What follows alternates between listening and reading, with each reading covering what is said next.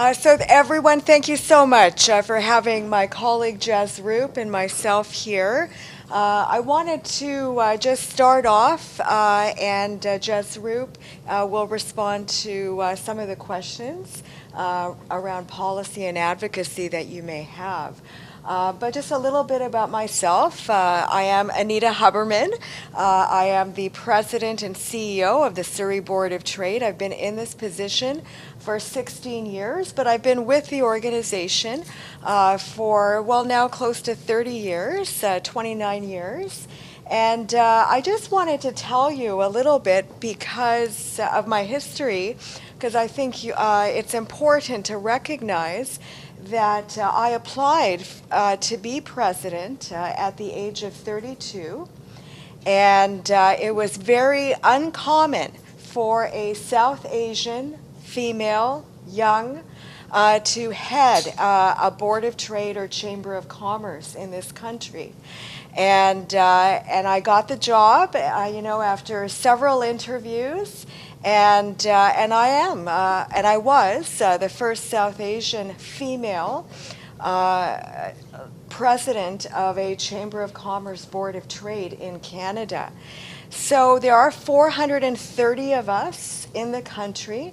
We're one of the top 10 largest Chambers of Commerce Boards of Trades in Canada. Our whole mandate is to support business, bring business into Surrey. And we do that through a very diversified service portfolio. And we're well known for our government advocacy on a variety of issues, which we'll speak to in just a moment. Our International Trade Center, creating global business connections for local businesses, including providing trade documentation services. Our Business Center, from startup to scale-up business services, we have it all at the Surrey Board of Trade. We're a concierge of connections to government, to media, to different industry connections. And we provide cost-saving, time-saving benefits to our businesses. Our 6,000 business contact members are very diversified. They take what they want out of the Surrey Board of Trade. And what they want mostly in the feedback, in the survey work that we have done, is around government advocacy and business connections, especially after the pandemic, since we haven't had any in-person events for over 2 years. So I wanted to also indicate to you that there is a provincial Chamber of Commerce. There is a National Chamber of Commerce in Ottawa and Toronto. And there is an International Chamber of Commerce that is based in Paris, France. The institution of our Board of Trade Chamber of Commerce is over 500 years old.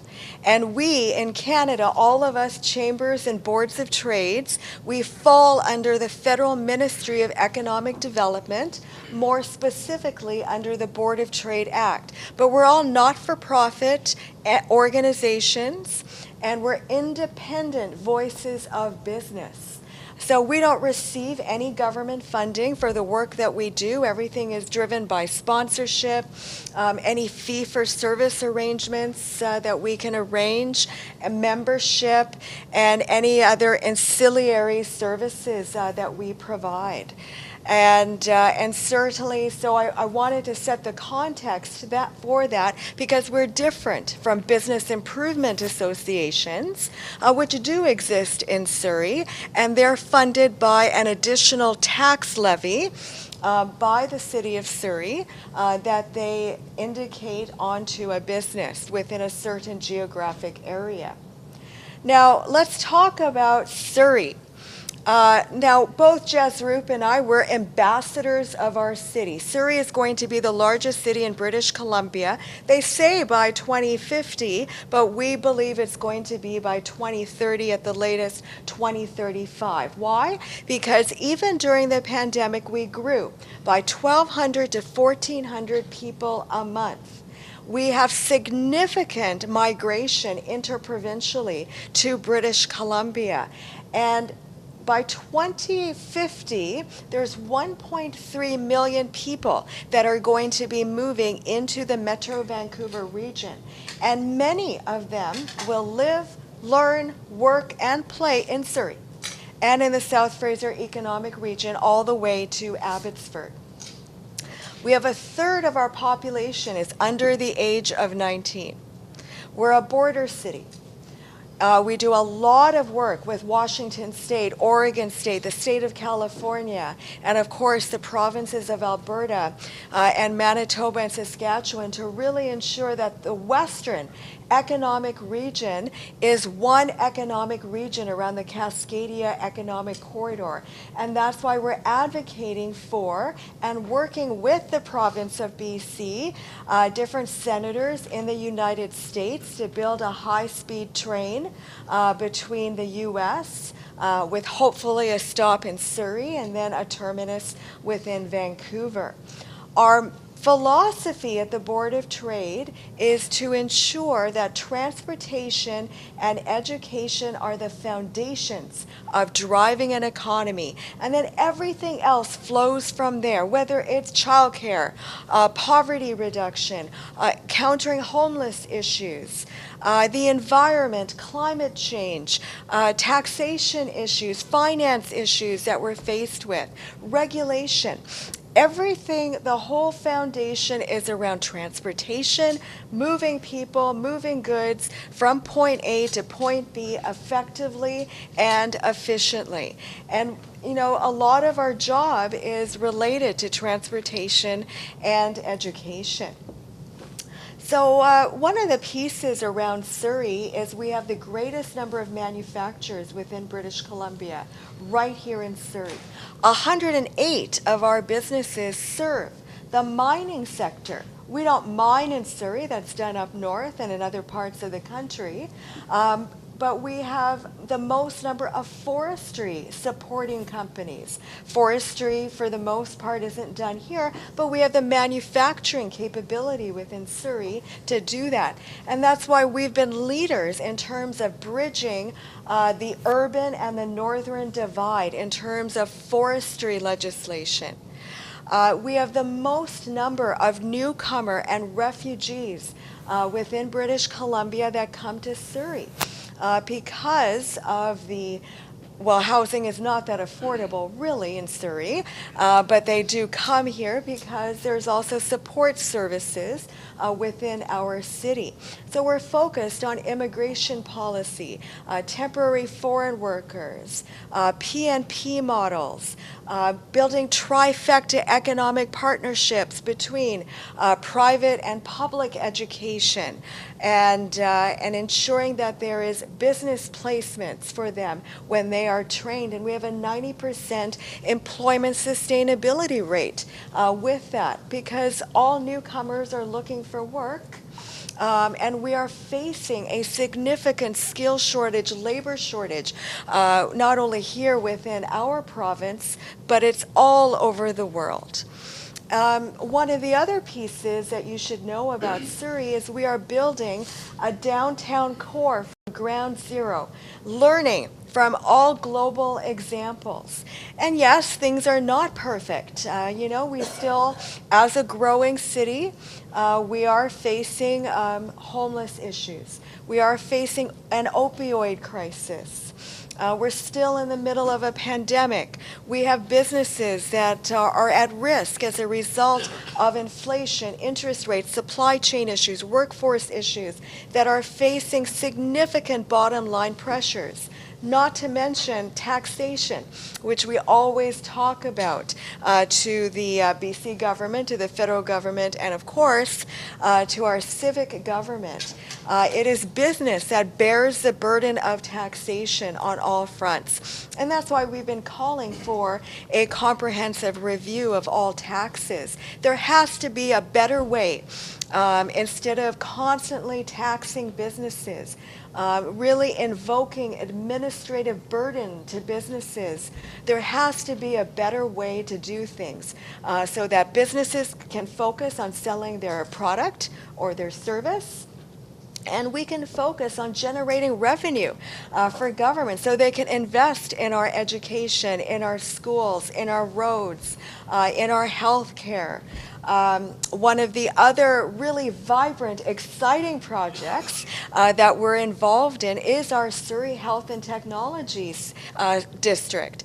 3 towers built, another 5 to come. It's an ecosystem of technology, healthcare, and education, all working together to start up and scale up businesses, not only related to healthcare technology, but all types of technology.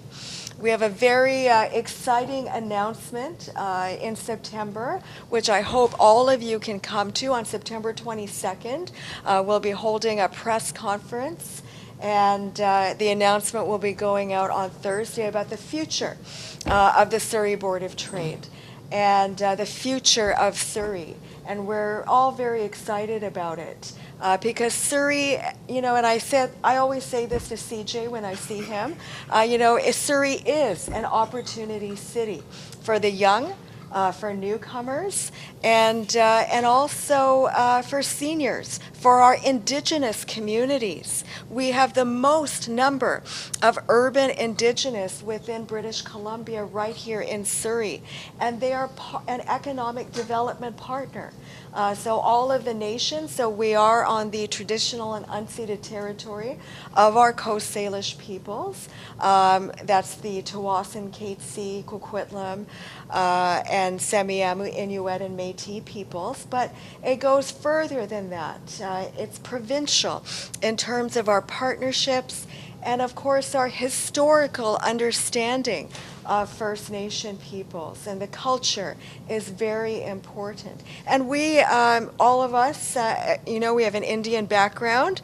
We understand, what it's like for our land to be taken over, as it was by British rule in India, and how we needed to work together to ensure the vibrancy of India, but to also ensure that we were exploring global opportunities.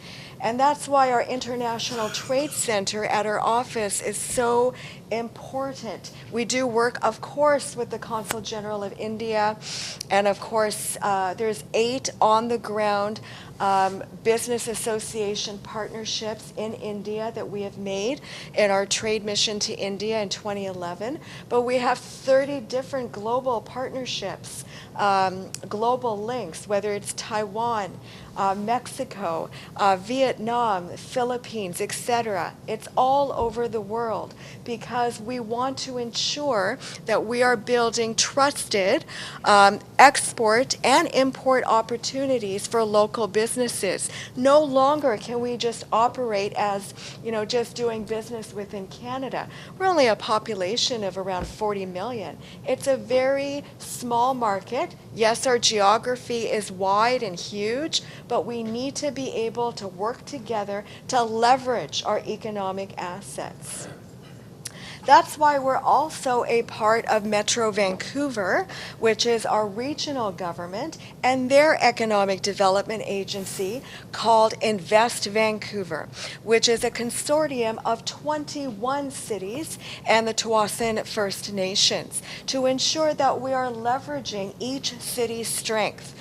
So if a business moves into Richmond, it's still good for Surrey because people are living in Surrey or being educated in Surrey, and vice versa. So we are leveraging all of our regional economic assets to the world and bringing in jobs, bringing in new technology, bringing in human capital, really addressing the skills shortage that we are facing. Now in Surrey, the challenge that we face is we are a huge geography. You can fit the cities of Vancouver, Richmond, Burnaby into the geography of Surrey. And no one understands that unless you're actually in this city. So that presents certain challenges for us. And we have always said to government, and especially, since I started in this position, that Surrey has been starved of infrastructure investments related to transportation, education, and healthcare, despite our growing population. We are 20,000 spaces short of childcare spaces because every person counts to get back into the workforce, and women have been set back to the 90s as a result of the pandemic because they're mostly the caretaker. And so we're trying to find ways to bridge that divide between infrastructure investments that we need in Surrey. And that also includes arts and culture. Our young people our age, so we don't have to travel into Vancouver to play. So we're able to do everything here where we're able to live, learn, work, and play within each of our areas. There's 6 town centers within the city, but they're all siloed. And this is a challenge that we have within city. Everyone works separately. We're all siloed. No one works cohesively and together. And that's why we work so closely with the South Asian Business Association, which you may be familiar with, on common advocacy objectives so that we can bridge that divide between the North and the South. And I think, one of the other pieces that I want you to recognize is that around economic development and city building, that we are Surrey City Building Business Organization. We're trying to make Surrey a Bollywood film destination by leveraging our arts and culture connections. I served 6 years on Canada's National Film Board. And we're working with Creative BC and others to ensure that Surrey is seen globally. And we're leveraging the films and the arts and culture that Surrey has and showcasing it en masse to the world and ensuring job and infrastructure investments are also in place for that. And I think, one of the other pieces I wanted to mention is around Campbell Heights. So Campbell Heights, which is near the border, is a significant industrial complex, mainly logistics, mainly manufacturing, mainly warehousing. But it presents a very unique opportunity to ensure that we're able to bring in businesses from the east, like from Toronto, etc., but also from Silicon Valley, from all over the world to co-locate within Surrey. We want to make Surrey the next Silicon Valley. And that's why we're also planning a trade mission to San Francisco, to Silicon Valley next year, in addition to India, and in addition to Ireland next year, where we're building a bridge between their MedTech district in Ireland and our Health Tech district here in Surrey. So that has been in the works for the past year, and we hope to announce all 3 trade missions this fall for next year. And I think I'm going to leave it there. There are a lot of issues. There's a lot of opportunities related to a growing city. But there's a lot of good economic assets, including the individuals, our young people that we recognize, for the past 13 years. Our young people are our future. They should be supported. They should be nurtured. We're having a meeting shortly with Minister Kalon on Thursday. He's coming to the Board of Trade, our economic minister, to meet members of our youth alumni to talk about what their issues are, what they're doing for the community. And many of them are from the South Asian community. So we should be proud of our youth, and we should celebrate them and talk about the successful stories that are in our youth. I think I'm just going to end it there unless you want to add anything. Yeah, thank you for the opportunity. I just want to say Anita did cover off the majority of it, but as she mentioned at the top, government advocacy is something that's really important to the business community here. Over COVID, the government was always looking to find out ways that their policies, that their programs can be fine-tuned, can be enhanced, so that it actually meets the needs of businesses. And so they came to the Chamber of Commerce community they were really paying attention to what we had to say, because we had on-the-ground information for what the businesses need, for what works for them, how CERB works for them, how other program benefits work for them, how EI works for them. So taking that information, and through the Surrey Board of Trade, we've been able to foster a lot of connections with the Premier, with the Prime Minister's office, as well as with Minister Kalon now, and other ministers as well, including Minister David Eby. So, you know, in addition to all the work that Anita mentioned, the connections that we have with government are bar none, for sure. We look forward to your questions. Well, thank you for that. Many Board of Trade, Chamber of Commerce leaders in my position are considered political entities, and of course, in fact, we are not. I receive that question a lot. I have to say, first of all, we did disagree many times with Surrey First, and I think many don't remember that because of the political paradigm that we're living in right now. Certainly, Mayor Watts, when she was mayor, there were times that we did not get along. But they were a business-friendly council. We were able to work together on many common collaborative projects and policies that we both agreed with. They were economic policies. But I want to be clear to everyone that we did disagree with, and we do disagree with all levels of government, even the provincial government, even the federal government, even the regional government. But when we disagree with a certain political perspective or a certain position, we are going to say that as well. We have agreed with Mayor McCallum on some pieces, and we have articulated that by ways of communication, either through social media or through a media release. But there have been many instances, you are right, where we do disagree. And it doesn't make sense for business. And so I have to say that. So when things don't make sense, we have to say it. When things do make sense, we say that too.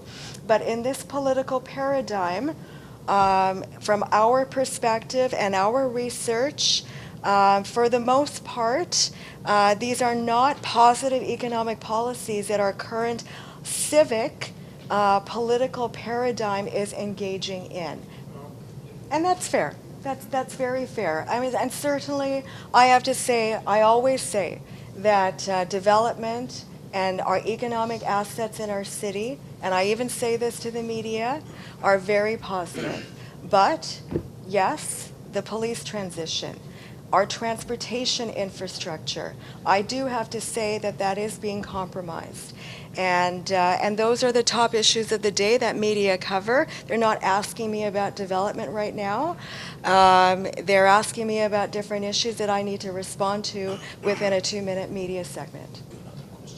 It's a challenge, I have to say, and with any political level, whether it's provincial or federal, in addition to it being local or regional, it is a challenge. But we are nonpartisan, we are independent. I try in as much as possible to state, what is the bottom line pressures that are impacting businesses. What is it from getting from point A to point B that businesses are facing a challenge with? These are policies and research that we engage in and have engaged in for decades. But there will be politicians of the day, political parties of the day, even with the BC Liberal government, where we have disagreed. Does that mean I'm against the BC Liberals? No. Does that mean I'm against the Safe Surrey Coalition? No. We talk about policy. We talk about subjects. We don't talk about personalities. And the perception, I recognize, is there in the community, but that is a common perception that all leaders like us in urban centers, even in Winnipeg, in Mississauga, in Toronto, in Vancouver, that we all have to face with. Yes, and so every year we do a survey of our members, asking them, how much have their property taxes increased? And we just released it the other day, which Jazroop can speak to. But the other piece is every September, every October, we work with City of Surrey staff to say, this is what we're hearing from the business community.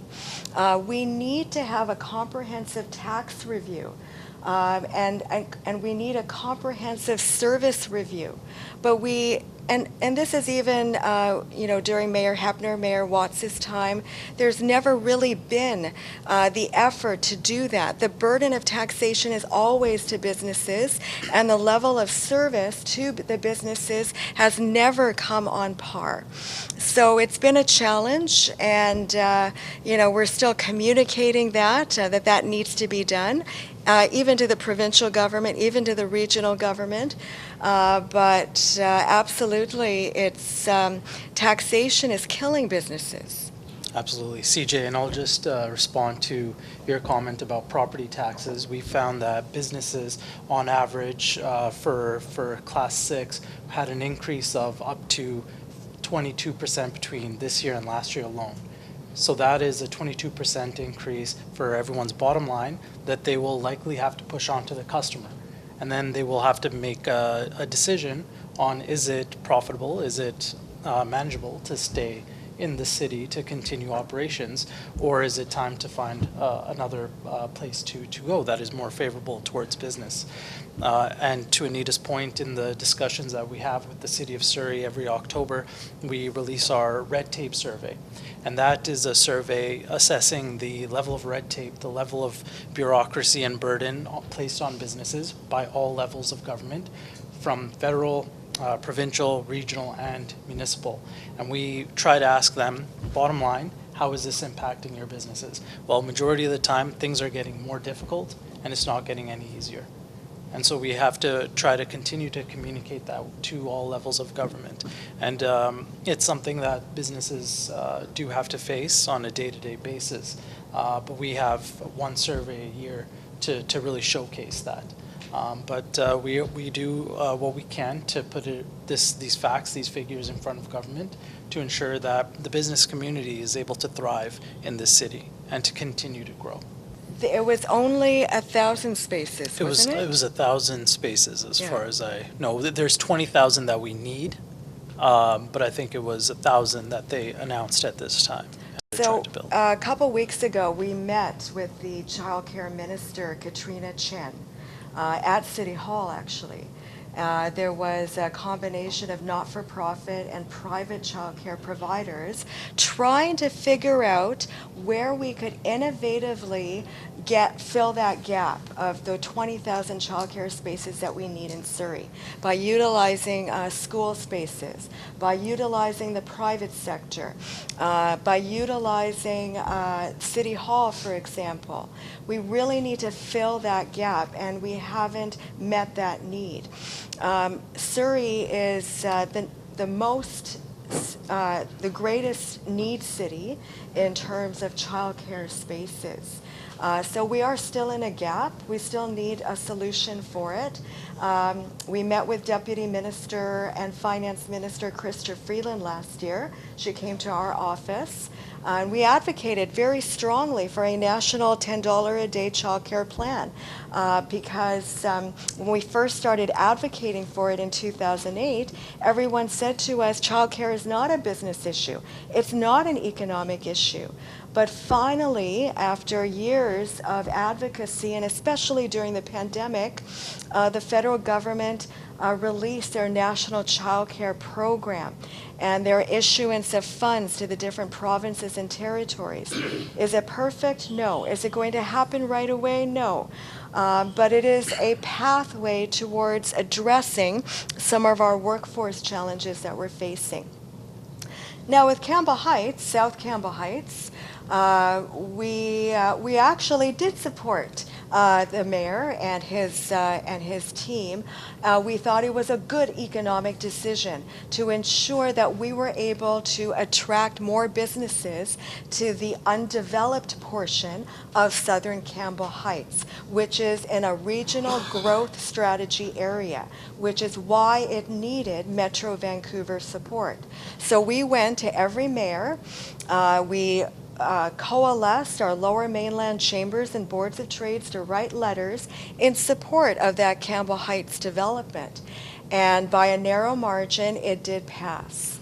What is happening this past week is a portion of land near that Campbell Heights area, not the southern Campbell Heights area, that was approved by Metro Vancouver for industrial and commercial development.